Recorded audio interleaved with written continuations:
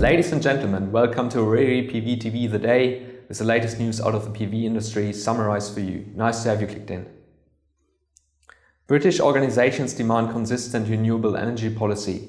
Over 200 British companies, NGOs, associations and unions have signed a letter to UK Prime Minister David Cameron and Deputy Prime Minister Nick Clegg, asking for clarity and consistency in the nation's renewable energy policies. The Renewable Energy Association says that the letter follows growing concerns about both the slow pace and complexity of the Department of Energy and Climate Change's policy framework, as well as a series of interventions by the UK Treasury. Portugal, 100% of renewable energy supply for Graciosa-island.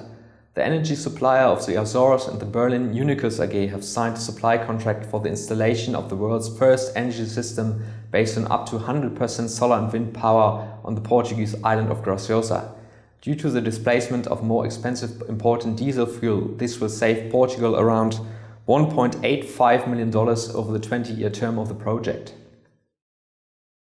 China Development Bank helps Canadian Solar. Canadian Solar Inc. has signed a $93.8 million loan agreement with the China Development Bank to support the acquisition of a group of solar PV projects in Ontario.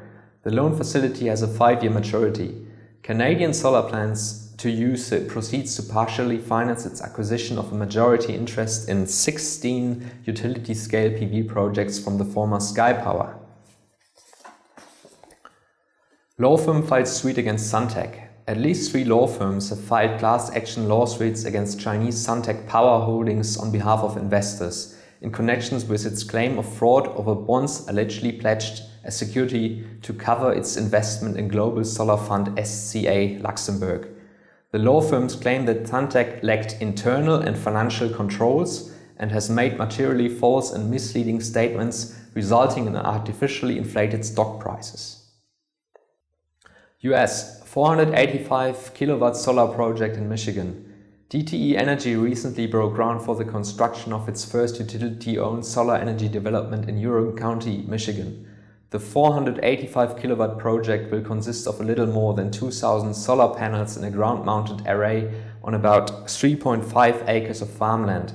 The project will be fully operational by the end of the year. New York provides money for PV projects. The governor of the US state of New York announced the availability of $107 million in funding through a new phase of the New York Sun initiative for customer-sited solar PV projects larger than 50 kilowatt.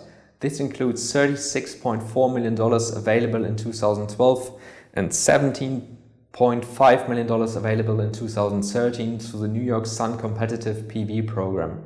$30 million were granted for 16 PV projects totaling 34 megawatt at multiple sites through a separate New York Sun sub-program.